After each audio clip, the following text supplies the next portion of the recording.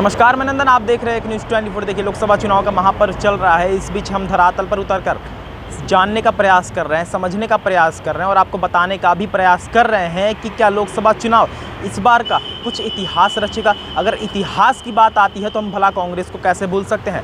कांग्रेस एक ऐसी पार्टी है जिसने हमारे देश को एक से एक बढ़कर दिग्गज नेता दिया।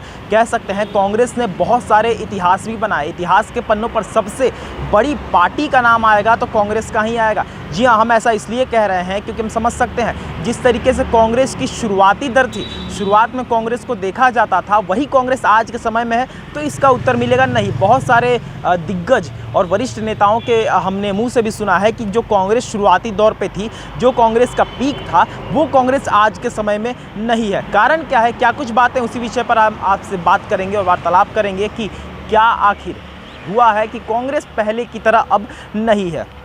जी, हम आपको बताते हैं कि ह्यूम की बनाई हुई जो कांग्रेस पार्टी थी, उसी कांग्रेस पार्टी ने हमारे देश को बहुत सारे एक से एक बढ़कर वरिष्ठ और दिग्गज नेता दिए। इसमें आपको बता देते हैं, इतिहास की बात करें तो हमारे देश को सबसे पहला प्रधानमंत्री ही कांग्रेस ने दिया, जो थे पंडित जवाहरलाल नेहरू। हमारे देश को पहली महिला प्रधानमंत्री भी कांग्रेस ने ही दिया, जो कि इंदिरा गांधी थी। वही हमारे देश को सबसे युवा प्रधानमंत्री भी कांग्रेस ने ही दिया, जो कि राजीव गांधी थे।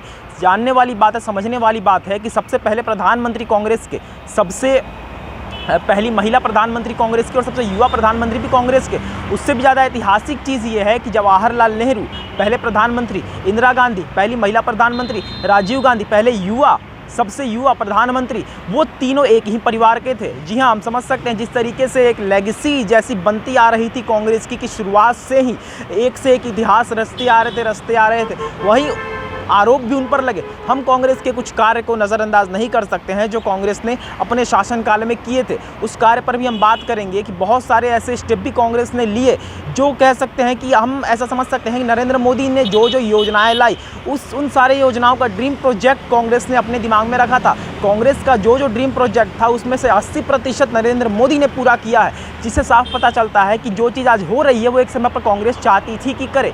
हम कांग्रेस के कुछ कार्य को नज़रअंदाज नहीं कर सकते हैं, जिनमें से सबसे पहले अगर राम मंदिर की बात करें तो राम मंदिर का ताला तुड़वाने का काम भी कांग्रेस के शासनकाल में ही हुआ था। अगर हम इसके पहले की बहुत सारी बातों पर ध्यान दें, जो आरोप कांग्रेस पर लगते आ रहे थे कि कांग्रेस मुसलमानों की पार्टी है, कांग्रेस एक छत्र राज करना चाहती है, कांग्रेस मुसलमानों को फर्स्ट रेट सिटीजन बनाना चाहती है, वो ऐसा आरोप इसलिए लगते आते हैं क्योंकि जिस तरीके से हम जानते हैं मदरसा जिस तरीके से जवाहरलाल नेहरू ने बनवाया था, तो उस पर सवाल उठते हैं कि आप मदरसा तो बनवा देते हैं लेकिन गुरुकुल कितने बनवाते हैं। वहीं इंदिरा गांधी ने जिस तरीके से संतों पर गोलियां चलवाई थी, उस पर भी सवाल उठते रहते हैं। तो कांग्रेस को एक छत्र की पार्टी इसलिए कही जाती है। वही एंटी कम्युनल वायलेंस बिल जो पेश किया जा रहा था, जिसे रोका गया, माना जाता है कि अगर वो बिल पास हो जाता तो फिर हिंदुत्व को खत्म होने में 10 साल नहीं लगते। जी हाँ, ऐसे ही कुछ आरोप भी उन पर लगते आते हैं कि एक और आरोप है जो कि बहुत संगीन आरोप भी कांग्रेस पर लगाया गया था।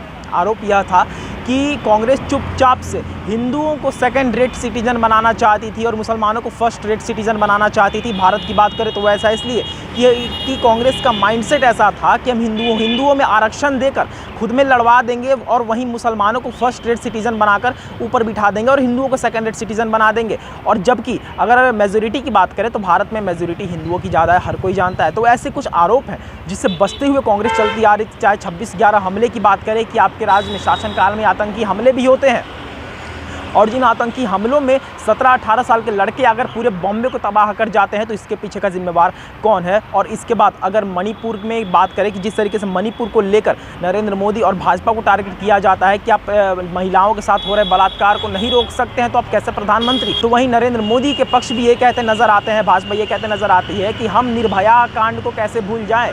2012 के 16 दिसंबर में जो निर्भया कांड हुआ था, उस गैंगरेप को हम कैसे भूल जाएं। आरोप प्रत्यारोप तो राजनीति में लगते रहते हैं, लेकिन कांग्रेस जो एक समय पर अपने शासन काल में सबसे दिग्गज नेताओं के साथ जुड़ी हुई कांग्रेस पार्टी थी, आज वही कांग्रेस पार्टी का हाल ऐसा क्यों हो गया कि गठबंधन बनाना पड़ रहा है उन्हें। एक समय पर जो कांग्रेस, जो देश की सबसे बड़ी पार्टी थी, ह्यूम की बनाई हुई कांग्रेस, जिन्होंने एक से एक बढ़कर दिग्गज नेता दिए, सबसे पहले प्रधानमंत्री कांग्रेस ने दिया, सबसे पहली महिला प्रधानमंत्री कांग्रेस ने दिया और सबसे युवा प्रधानमंत्री भी कांग्रेस ने दिया, वही कांग्रेस आज के समय पर इतनी दबकर कैसे रह गई कि महागठबंधन और गठबंधन बनाकर उन्हें चलना पड़ रहा है, वो भी सिर्फ एक पार्टी को हराने के लिए। बहुत सारी बातें हैं, अगर इस विषय पर बात करेंगे तो वीडियो बहुत लंबा हो जाएगा। आप क्या सोचते हैं इस बारे में और आपकी क्या प्रतिक्रिया है वो आप कमेंट बॉक्स में ज़रूर बताएं। तो ये थी आज की रिपोर्ट। बाकी और तमाम खबरों के लिए हमारे साथ बने रहे और देखते रहे न्यूज़ 24। मैं नंदन अपने सहयोगी सोनू के साथ। धन्यवाद।